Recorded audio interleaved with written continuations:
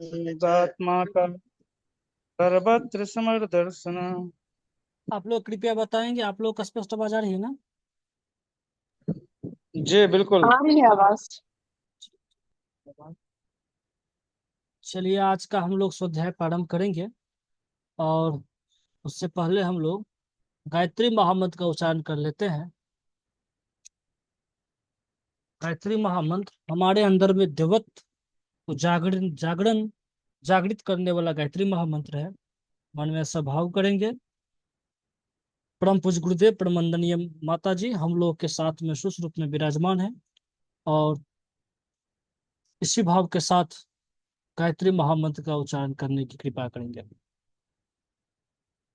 ओम भूर्भुवः स्वः तत्सवितुर्वरेण्यं भर्गो देवस्य धीमहि धियो यो नः प्रचोदयात्।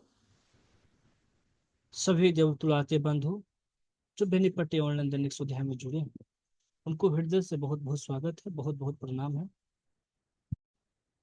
सभी से विनम्र निवेदन है जो आप लोग ज्यादा से ज्यादा शेयर कर देंगे। और हम लोगों के लिए यह जीवन में बहुत ही महत्वपूर्ण कार्य कहा जाएगा। और यह कार्य ऐसा कार्य है जो खुद को आत्मचिंतन, आत्ममनन और अपने आंतरिक जो समस्या है उसके समाधान के लिए यह स्वाध्याय का अ, क्रम हम लोग करते आ रहे हैं। और बहुत ही कहा जाए इसके बारे में तो उतना ही कम है। और उसमें भी अभी जो पुस्तक चल रहा है परम पूज्य गुरुदेव का, उस पुस्तक का नाम है मैं क्या हूँ। बीच में टीचर्स डे आ गया था, तो उसमें एक पुस्तक हम बीच में चलाए, तो उस पुस्तक का नाम था शिक्षा व्यवस्था कैसी हो।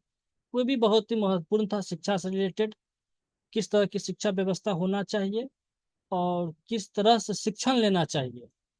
तो यह खास करके जो अध्ययन करते हैं उनके लिए निश्चित रूप से यह बहुत ही महत्वपूर्ण वो था। वो भी वीडियो यूट्यूब पे अपलोड है। स्वाध्याय वाला जो क्रम हुआ था 2 दिन वाला। और अभी जो चल रहा है मैं क्या हूँ, तो मैं क्या हूँ ये भी बहुत ही महत्वपूर्ण है। तो बिना विलंब किए हम स्टार्ट करते हैं। ये चौथा जो अध्याय था, चौथा अध्याय में मूलतः परम पूज्य गुरुदेव इसमें यह बता रहे थे जो आत्मा भी परमात्मा का ही अंश है। आत्मा भी परमात्मा का ही अंश है। तो इसके बाद में यहाँ तक हम यहाँ से शुरुआत करेंगे जो गीता में क्या है, उसके बाद फिर अध्ययन करेंगे। सर्वभूतस्थमात्मानं सर्वभूतानि चात्मनि इच्छते योग युक्तात्मका सर्वत्र समदर्शन। क्या कह रहे हैं परम पूज्य गुरुदेव?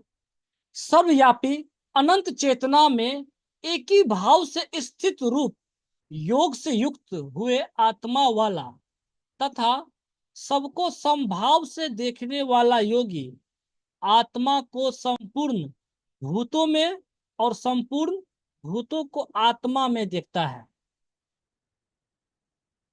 अपने परिधान का विस्तार संपूर्ण जीवों के बाह्य स्वरूपों में आत्मीयता का अनुभव करता है। आत्माओं में तो आत्मीयता है ही। ये सब आपस में परमात्म सत्ता द्वारा बंधे हुए हैं। अधिकारी आत्माएं आपस में एक हैं। इस एकता के ईश्वर बिल्कुल निकट है।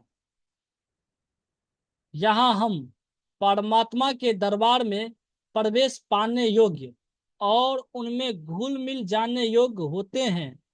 वह दशा अनिर्वचनीय है। इसी अनिर्वचनीय आनंद की चेतना में प्रवेश करना समाधि है और उनका निश्चित परिणाम आजादी, स्वतंत्रता, स्वराज, मुक्ति मोक्ष होगा। आगे फिर क्या कहते हैं परम पूज्य गुरुदेव, एकता का अनुभव करने का अभ्यास। ध्यानावस्थित होकर भौतिक जीवन प्रवाह पर चित्त जमाओ। अनुभव करो कि समस्त ब्रह्मांडों में एक ही चेतना शक्ति लहलहा रही है। उसी के विकार भेद से पंच तत्व निर्मित हुए हैं। इंद्रियों द्वारा जो विभिन्न प्रकार के सुख दुख अनुभव होते हैं, वह तत्वों की विभिन्न रासायनिक प्रक्रिया हैं, जो इंद्रियों के तारों से टकराकर विभिन्न परिस्थितियों के अनुसार विभिन्न प्रकार की झंकारें उत्पन्न करती है। समस्त लोकों का मूल शक्ति तत्व एक ही है और उसमें भी उसी प्रकार गति प्राप्त कर रहा है जैसे दूसरे। यह एक साझे का कंबल है जिसमें लिपटे हुए हम सब बालक बैठे हैं। इस सच्चाई को अच्छी तरह कल्पना में लाओ। बुद्धि का ठीक ठीक अनुभव करने, समझने और हृदय को स्पष्टतः अनुभव करने दो। स्थूल भौतिक पदार्थों की एकता का अनुभव करने के बाद सूक्ष्म मानसिक तत्वों की एकता की कल्पना करो। वह भी भौतिक द्रव्य की भांति एक ही तत्व है। आपका मन महामन की एक बूंद है। जो ज्ञान और विचार मस्तिष्क में भरे हुए हो, वह मूलतः सार्वभौम ज्ञान और विचारधारा के कुछ परमाणु है और उन्हें पुस्तकों द्वारा, गुरुमुख द्वारा या ईथर आकाश में बहने वाली धाराओं से प्राप्त किया गया होता है। यह भी एक अखंड गतिमान शक्ति है और उसका उपयोग वैसे ही कर रहे हो जैसे नदी में पड़ा हुआ कछुआ अविचल गति से बहते हुए जल परमाणुओं में से कुछ को पीता है और फिर उसी में मूत्र रूप में त्याग कर देता है। इस सत्य को भी बराबर हृदयगम करो और अच्छी तरह मानस पटल पर अंकित कर लो। मेरे प्यारे मित्रों, यहाँ पर पहले जिक्र किया गया था पंच तत्व रूपी, पंच तत्व से जो शरीर बना है उसके बारे में। और यह पंच तत्व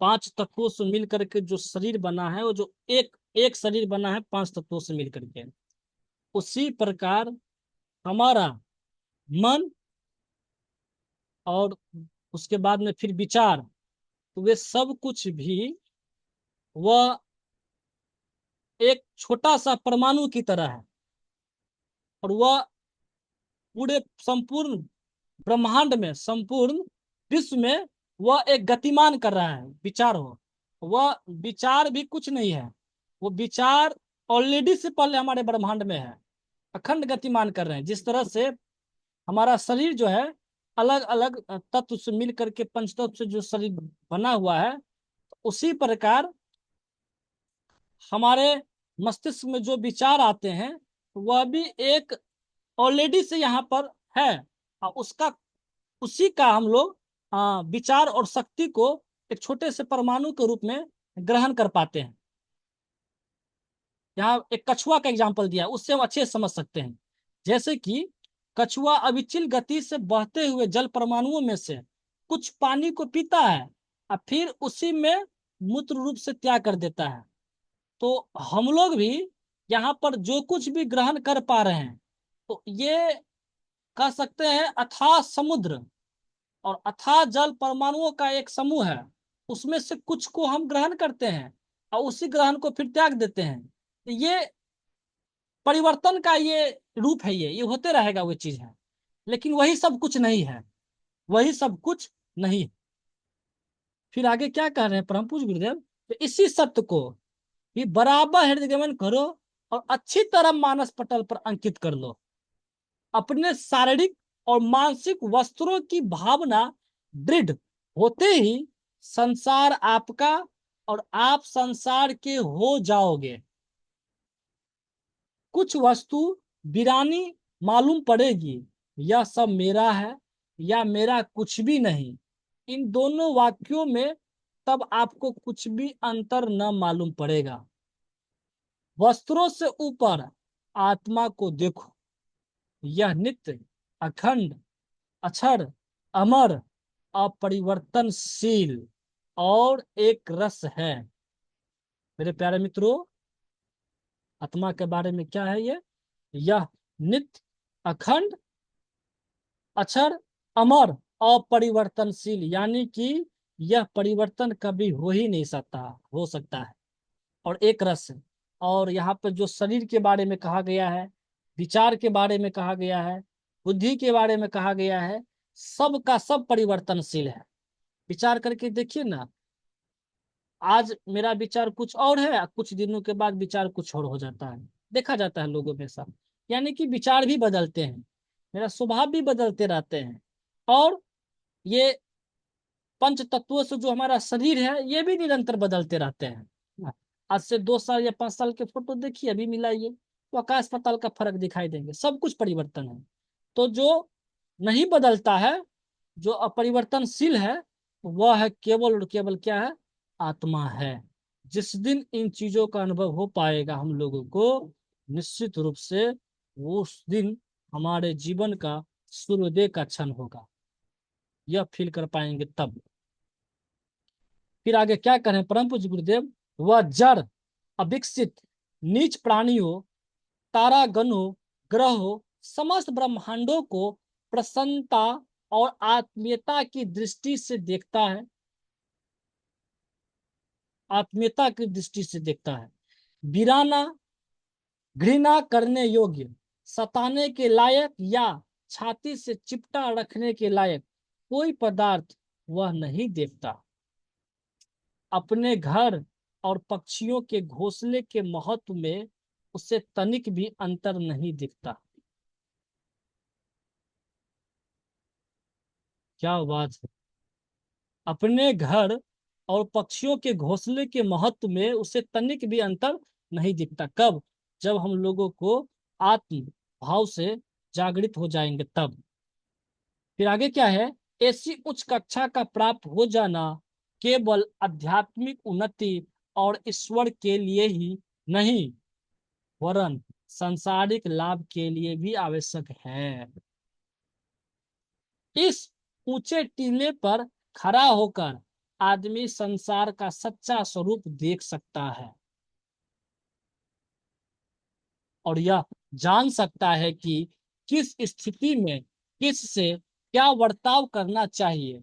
उसे सद्गुणों का पुंज, उचित क्रिया, कुशलता और सदाचार सीखने नहीं पड़ते, वरन केवल यही चीजें उसके पास शेष रह जाती है और वे बुरे स्वभाव न जाने कहाँ विलीन हो जाते हैं, जो जीवन को दुख में बनाए रहते हैं।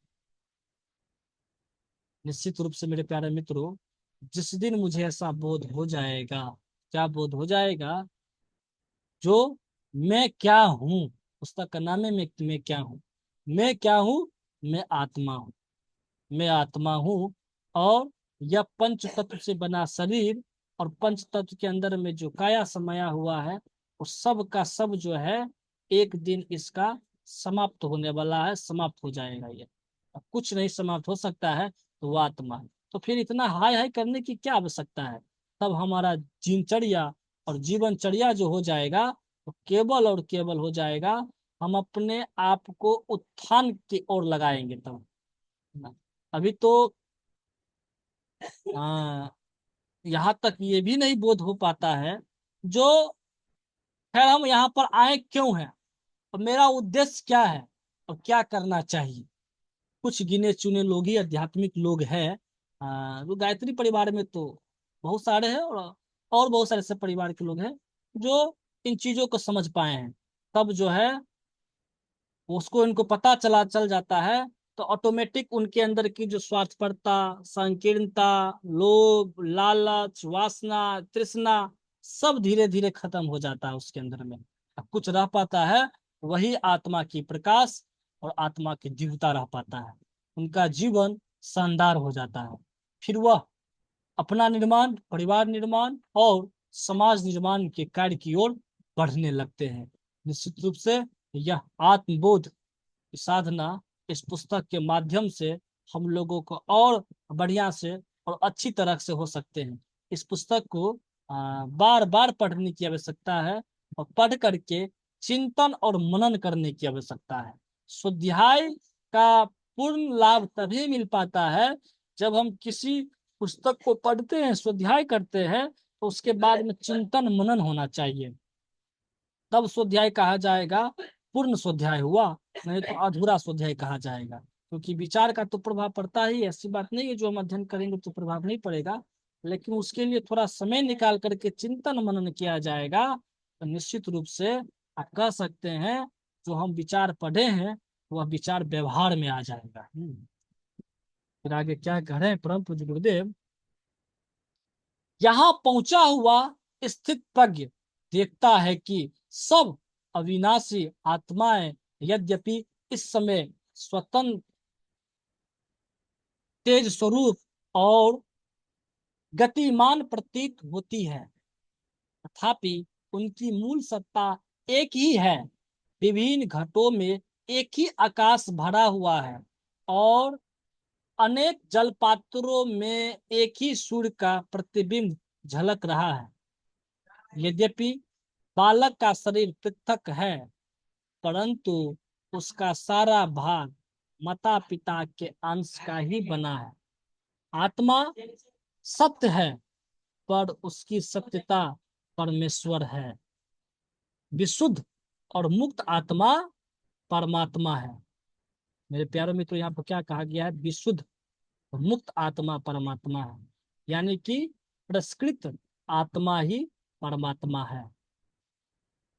हम लोग इसको ऐसे भी समझ सकते हैं, जो समुद्र में पानी पूरा भरा पड़ा है, उस समुद्र में से हम एक बूंद पानी ले आए, तो समुद्र में जो पानी का फॉर्मूला है, हाइड्रोजन का 2 मॉलिक्यूल और ऑक्सीजन का 1 मॉलिक्यूल H2O, पानी के बूंद में भी वही फॉर्मूला है, हाइड्रोजन का 2 मॉलिक्यूल, हाइड्रोजन का 1 मॉलिक्यूल, यानी H2O। उसी से ऐसा नहीं है जो समुद्र में जो पानी है, जल है, तो उसमें H2O फार्मूला लगा है और पानी के बूंद में कोई और फार्मूला होगा, नहीं, वो भी हाइड्रोजन ऑक्सीजन से ही मिलकर के बना हुआ है। उसी तरह हमारे परमात्मा में जो गुण है, स्वभाव है, वही आत्मा में भी है। तो फिर वह परमात्मा है क्या? तो हमारे अंदर में जो कसाय कलमश है उसको परिष्कृत कर ले, तो वही परिष्कृत आत्मा परमात्मा हो जाता है। मेरे प्यारे मित्रों, बहुत ही महत्वपूर्ण जो है ये विचार सब यहाँ पर अभी आ रहे हैं। और जी एक जी। विशुद्ध विशुद्ध आत्मा के बारे में एक बार समराइज करेंगे? और वही मतलब अभी तो वही तो चर्चा कर रहे थे ना, जो पानी विशुद्ध, मतलब हमारे आत परमात्मा है क्या? परमात्मा परमात्मा कुछ नहीं है।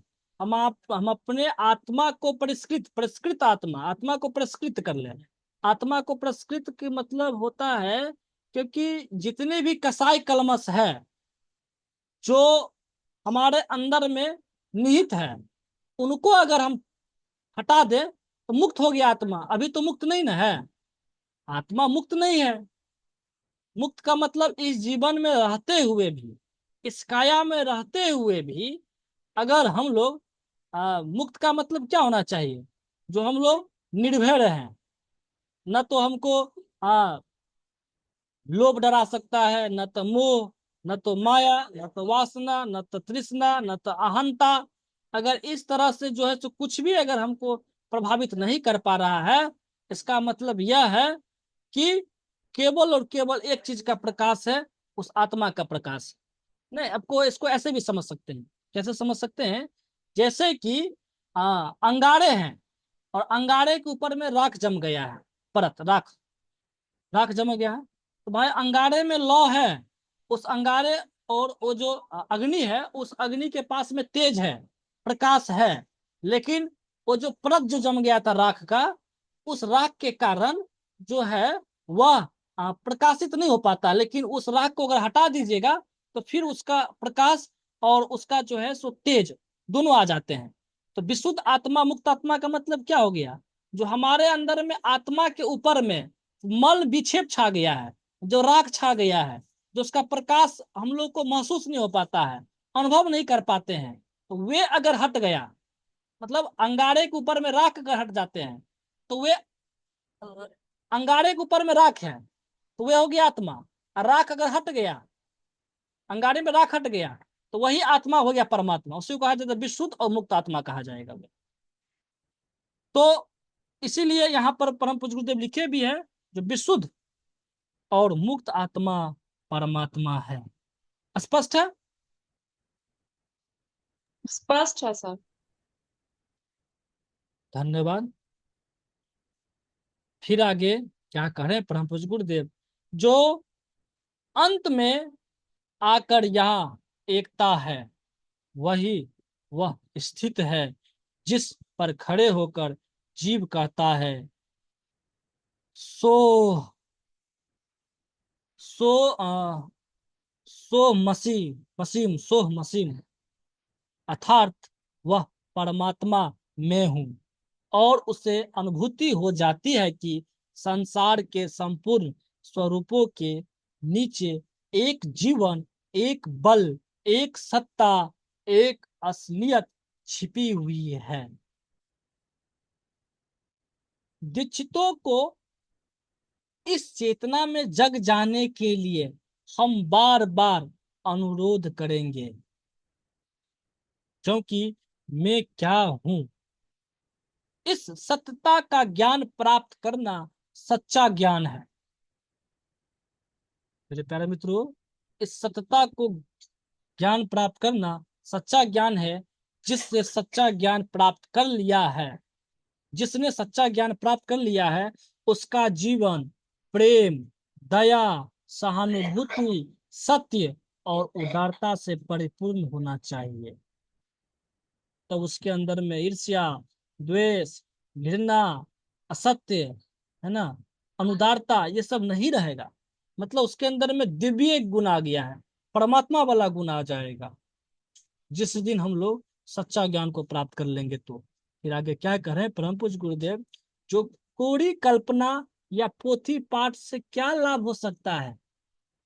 सच्ची सहानुभूति ही सच्चा ज्ञान है, और सच्चे ज्ञान की कसौटी उसका जीवन व्यवहार में उतारना ही हो सकता है। जीवन व्यवहार में उतारना ही हो सकता है। अब इस पाठ का मंत्र भी परम पूज्य गुरुदेव यहाँ पर लिखे हैं, तो इसको पढ़ेंगे हम लोग। है क्या है इस पाठ का मंत्र? मेरी भौतिक वस्तुएं महान भौतिक तत्व की एक क्षणिक झांकी है। मेरी भौतिक वस्तुएं महान भौतिक तत्व की एक क्षणिक झांकी है। क्षणिक, क्षणिक का मतलब इसका अस्तित्व नहीं है, वो खत्म होने वाला है, थोड़े देर के लिए है। क्षणिक का मतलब थोड़े देर के लिए है। जिन भौतिकों वस्तुओं के पीछे हम लोग दौड़ रहे हैं, भाग रहे हैं ना, क्या करें परम पूज्य गुरुदेव, हमको यह विचार करना चाहिए, यह क्षणिक झांकी है। मेरी मानसिक वस्तुएं अविच्छिन्न मानस तत्व का एक खंड है, एक खंड है, एक पार्ट है। मेरी मानसिक वस्तुएं अविच्छिन्न मानस तत्व का एक खंड है। भौतिक और मानसिक तत्व निर्बाध गति से बढ़ रहे हैं, इसीलिए मेरी वस्तुओं का दायरा सीमित नहीं। समस्त ब्रह्मांडों की वस्तुएं मेरी है, समस्त ब्रह्मांडों की वस्तुएं मेरी है। अविनाशी आत्मा परमात्मा का अंश है। अविनाशी मतलब जिसका विनाश नहीं हो सकता है, वह परमात्मा का अंश है। और अपने विशुद्ध रूप में वह परमात्मा है। जिस दिन, फिर वही वाला बात आ गया, जिस दिन हम अपने आत्मा को पुरस्कृत कर लेंगे, वह आत्मा जो है परमात्मा हो जाएगा। यानी कि हम लोग आत्मज्ञान को प्राप्त कर लिए, यानी इसी जीवन में हम लोग मोक्ष की प्राप्ति कर लिए। फिर आगे क्या है, मैं विशुद्ध हो गया हूँ, परमात्मा और आत्मा की एकता का अनुभव कर रहा हूँ। सोह मसीम,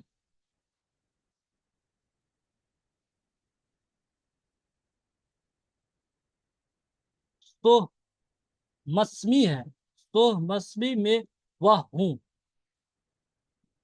तो हम सभी को स्पष्टता मेरे प्यारे मित्रों बताएंगे, या आप लोग कुछ कहना चाहते हैं, कुछ बताना चाहते हैं, बता सकते हैं आप लोग, क्योंकि आज यह पुस्तक ये हो गया है। तो आप लोग कुछ कहना चाहेंगे तो बताइए।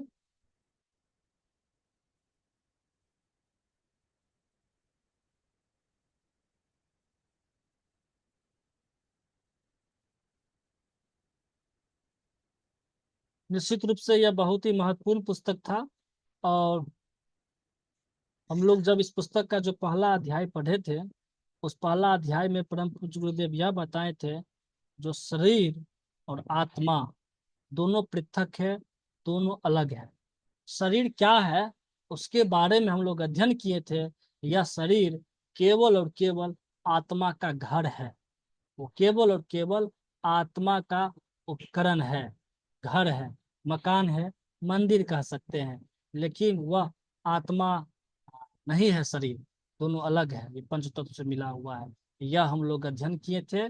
और उसके बाद में जो अगला था, उसमें यह था, जो हम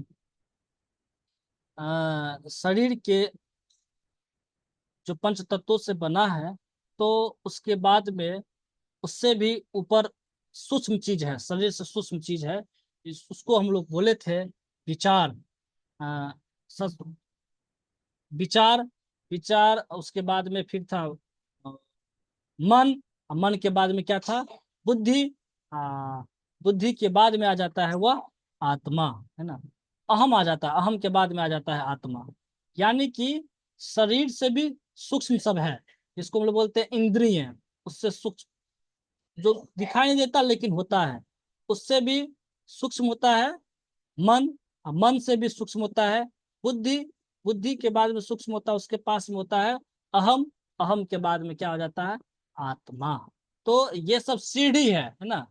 तो उसके लिए, आत्मा तक पहुंचने के लिए हम लोगों को इंद्रिय को ठीक करना पड़ेगा। इंद्रिय, उसके बाद में मन, मन के बाद में बुद्धि, बुद्धि के बाद में अहम, अहम के पास पहुंच गए तो फिर आत्मा के पास में। ये सब सीढ़ी है।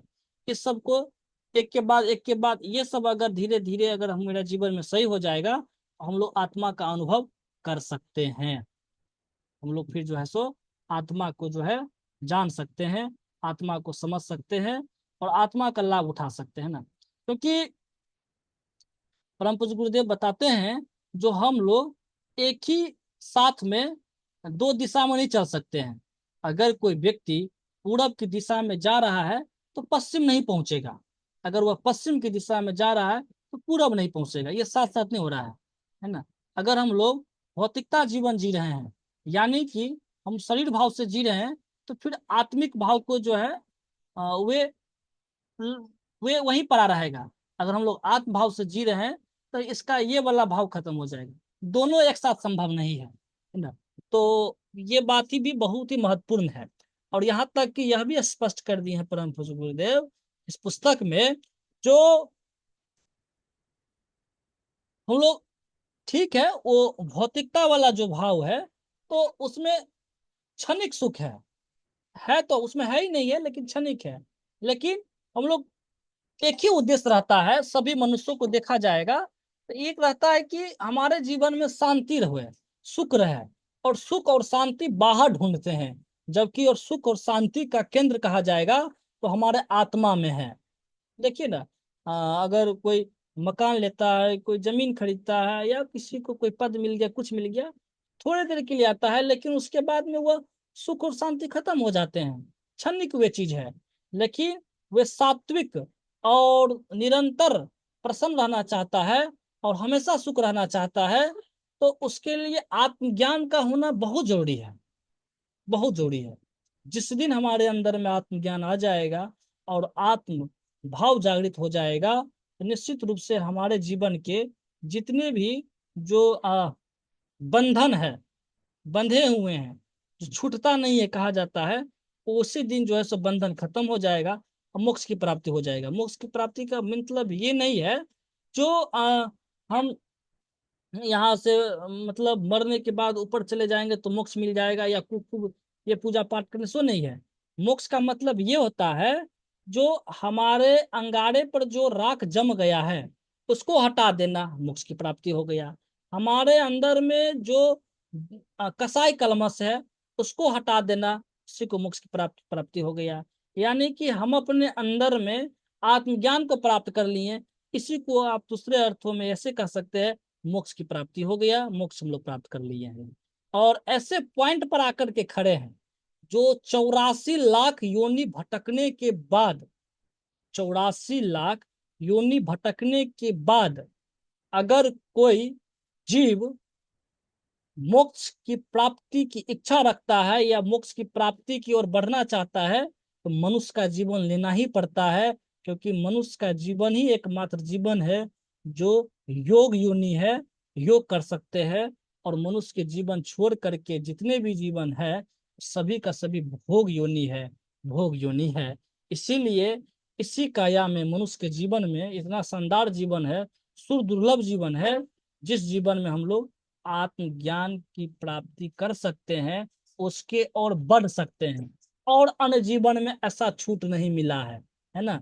आप कोई जानवर को ले लीजिए, 2 गधे को ले लीजिए, तो आप इसमें ये नहीं कह सकते हैं ये गधा बहुत अच्छा है, ये गधा बहुत खराब, ऐसा नहीं कह सकते, अंतर नहीं कर सकते हैं। लेकिन मनुष्यों में यह अंतर होता है नहीं, ऐसा कहा जाता है यह मनुष्य देवता है, यह ऋषि है, यह अमुक है, यह अमुक है।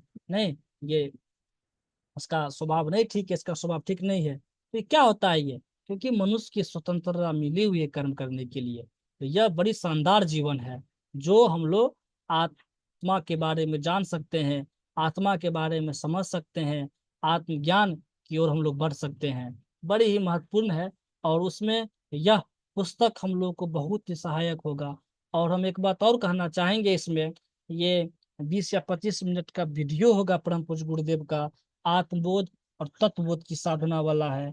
निश्चित रूप से इस स्वाध्याय के बाद में एक बार जरूर आप सुन लीजिएगा और क्रांति आपके जीवन में आ जाएगा, क्योंकि तो ये स्वाध्याय उसी प्रकार के हैं और उसी स्वाध्याय से रिलेटेड परम पूज्य गुरुदेव आत्मबोध तत्वबोध की साधना के बारे में जिक्र करते हैं।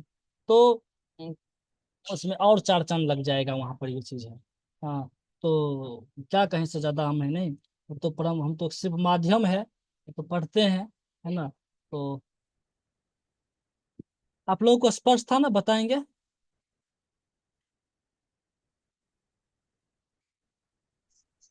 जी स्पष्ट था। जी, और इसके बाद में एक और महत्वपूर्ण चर्चा हमको करना है, जो बेनीपट्टी में दिसंबर में 9 कुंडीय यज्ञ और पावन प्रज्ञा पुराण कथा, ये दिसंबर में 1 दिसंबर 2 दिसंबर या दिसंबर 10 दिसंबर से पहले डेट को हम लोग को फिक्स करना है, ऐसा सोचे हैं।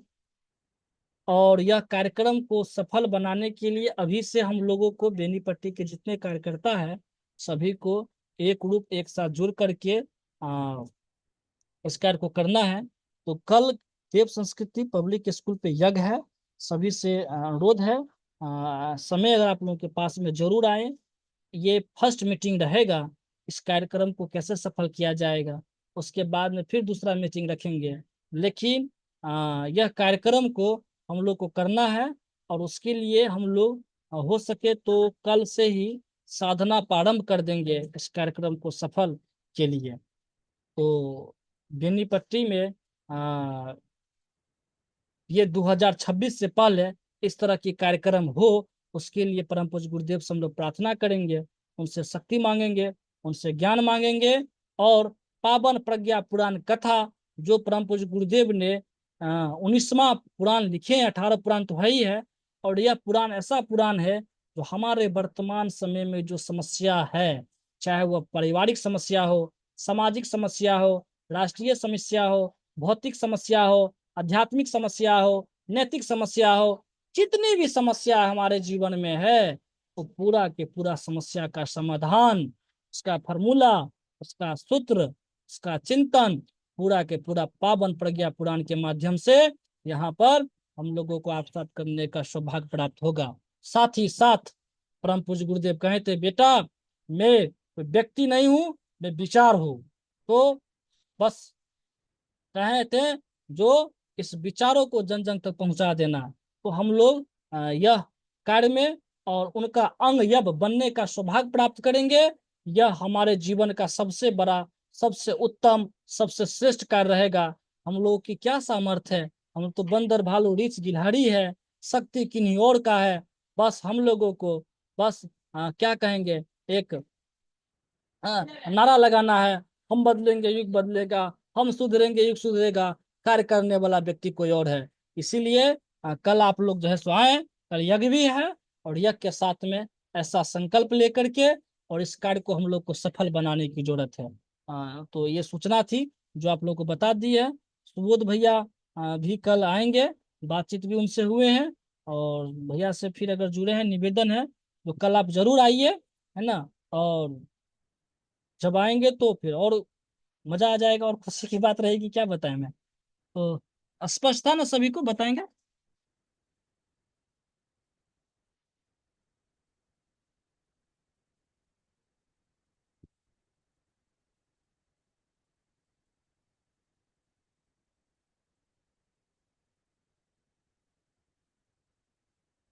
चलिए हम लोग शांति पाठ कर लेते हैं।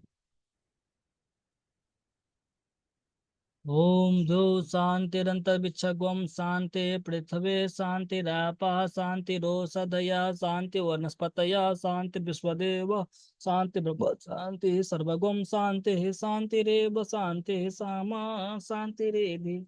ओम शांति शांति शांति, सर्वारिष्ट शांतिर्भवतु। सभी को प्रणाम, सभी को धन्यवाद, सभी को शुभ।